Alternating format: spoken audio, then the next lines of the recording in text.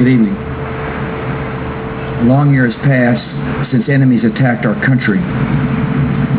We've seen the images so many times they are seared on our souls. And remembering the horror, reliving the anguish, reimagining the terror is hard and painful.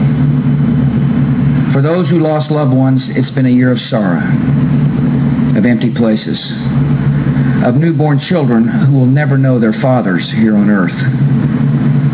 For members of our military, it's been a year of sacrifice and service far from home.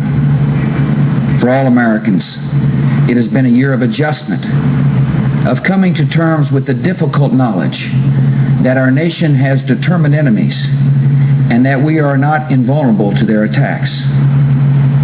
Yet in the events that have challenged us, we've also seen the character that will deliver us. We've seen the greatness of America in airline passengers who defied their hijackers and ran a plane into the ground to spare the lives of others.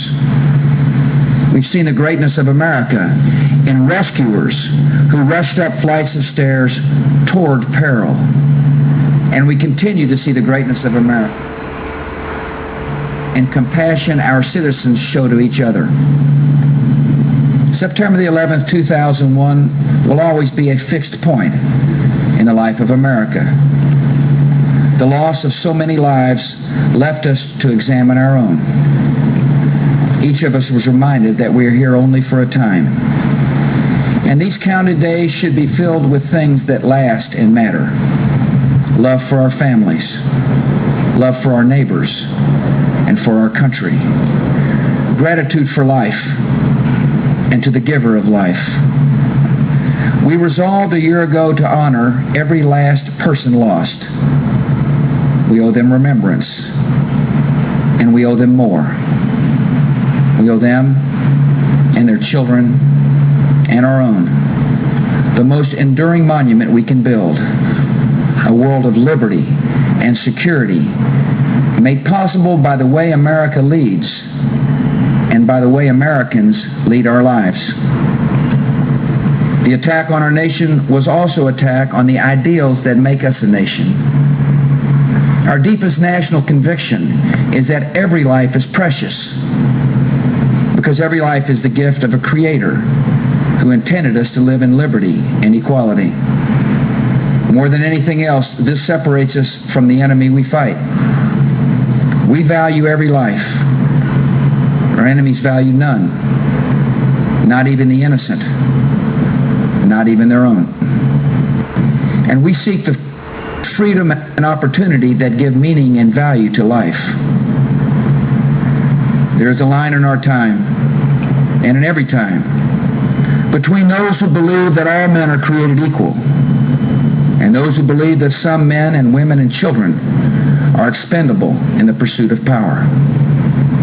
There is a line in our time and in every time between the defenders of human liberty and those who seek to master the minds and souls of others.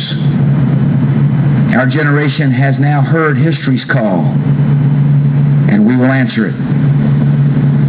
America has entered a great struggle that tests our strength and even more our resolve. Our nation is patient and steadfast. We continue to pursue the terrorists in cities and camps and caves across the earth. We are joined by a great coalition of nations to rid the world of terror. And we will not allow any terrorist or tyrant to threaten civilization with weapons of mass murder.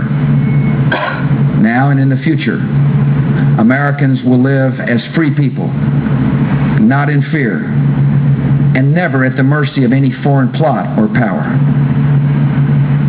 This nation has defeated tyrants and liberated death camps, raised this lamp of liberty to every captive land. We have no intention of ignoring or appeasing history's latest gang of fanatics trying to murder their way to power. They are discovering, as others before them, the resolve of a great country and a great democracy.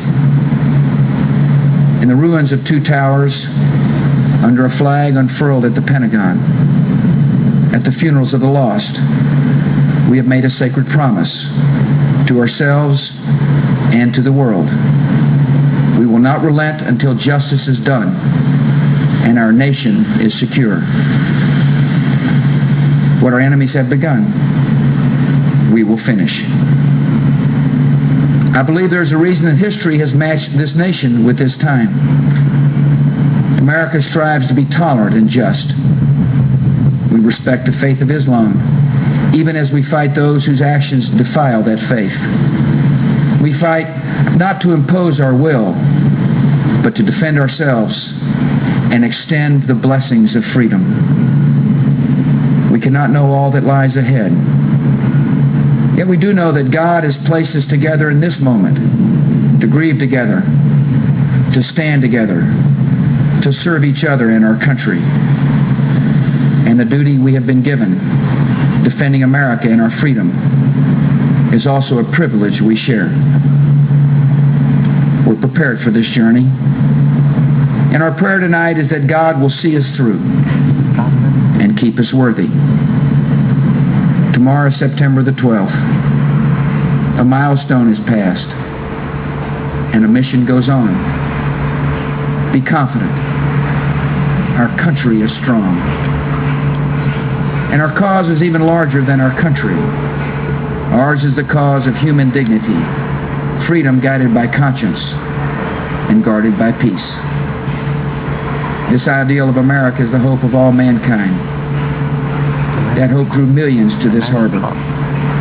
That hope still lights our way. And the light shines in the darkness, and the darkness will not overcome it. May God bless America.